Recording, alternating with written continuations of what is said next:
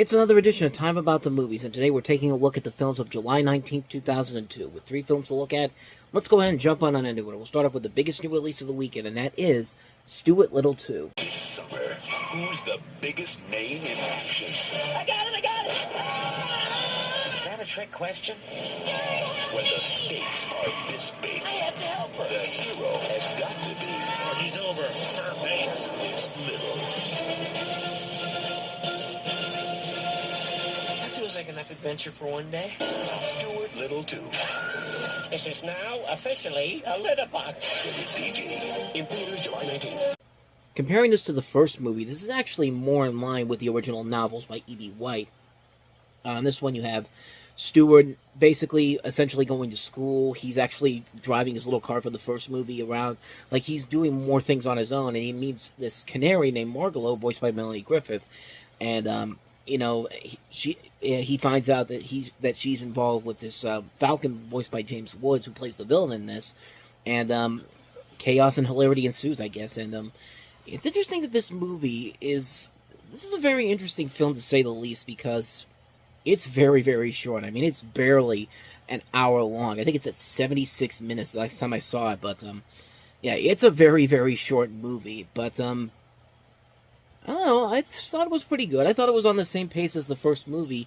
I will say, though, the budget for this particular film was $120 million. Did anything from that trailer look like, that commercial I just showed you, did anything look like that was worth $120 million? I mean, I personally don't think so. In fact, the first movie, okay, I take that back. The first movie was around that same level. Like, how do you spend $133 million on Stuart Little, of all things? Because that's how much the first movie, the budget was for that. But still, how do you spend that much money on a movie like this? Where does that money go? Like, if there was more effort being put into the special effects, maybe. I mean, maybe that's what it is, because it's a mix of CG and also puppeteer work as well, so I don't know. But still, $120 million, man, just like, that still baffles me. But like I said before, this is still a really good movie. I like the first Stuart Little movie a lot. I do like this one enough as a good, fun little adventure film. I mean, it's kind of similar to Babe Pig in the City, which the big difference is I think Babe Pig in the City is actually a far superior film than the first film, even though I like the first film a lot. But Babe Pig in the City actually does more with the characters, explores more. There's more interesting storylines going on in that movie. This one, it's kind of cool to see Michael J. Fox and Melanie Griffith have chemistry together as friends. Like, they don't set Stuart and Margalo up to be like, boyfriend girlfriend type of stuff. But you do get that there is a nice little friendship between the two of them. And even though she's eventually going to betray him at the end of the movie, but like I said, it's a mercifully short movie. It's barely an hour. It's barely over an hour long. So they knew exactly when to get in, get out. Like, it's like vapor. Like, you go in, you don't realize that you've only been there for an hour and a half. And it's just like, oh, that was a quick watch.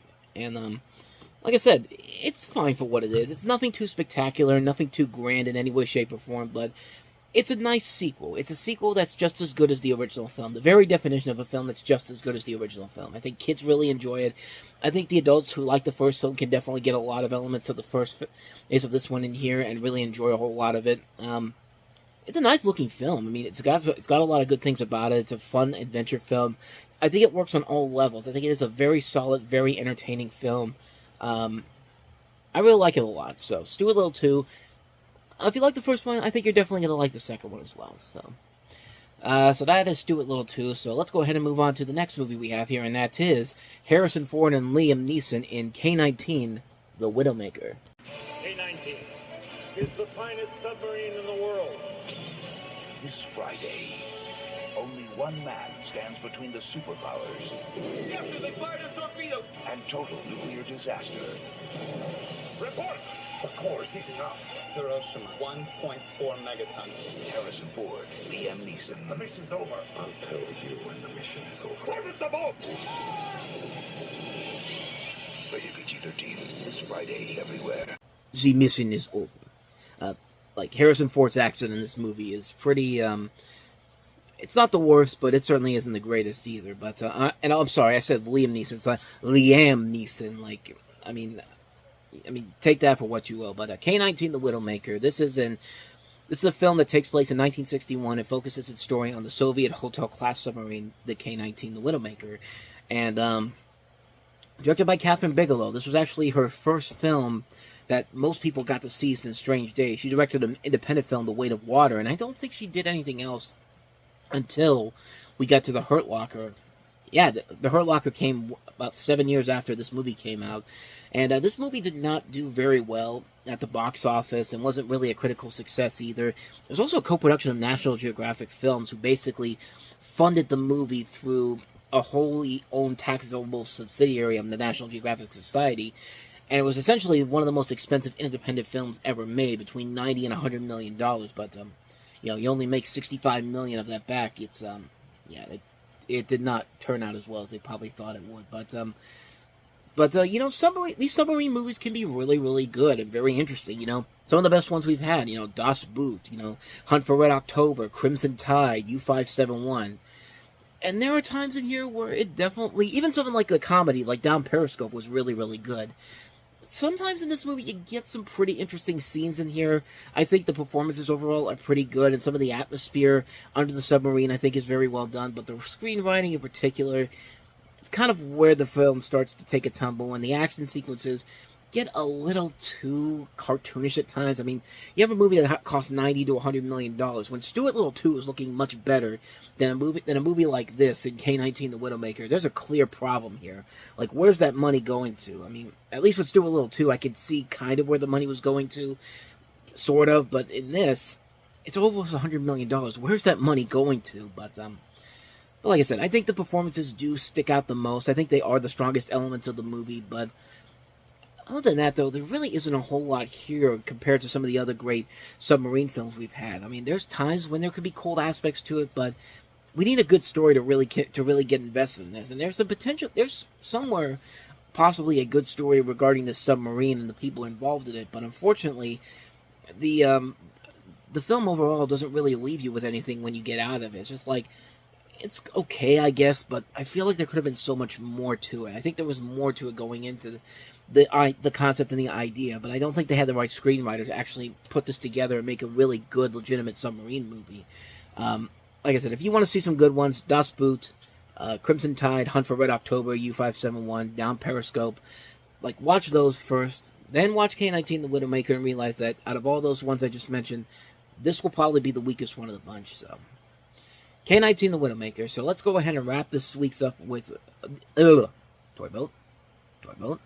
Let's go ahead and wrap this week's movies up with our last film, Eight-Legged Freaks, and see if you could figure out what they're parroting here in this commercial. If it swings like a spider, if it spins like a spider, if it strikes like a spider, it can only be one thing. What exactly is that? Spider-Man. From the makers of Independence Day and Godzilla.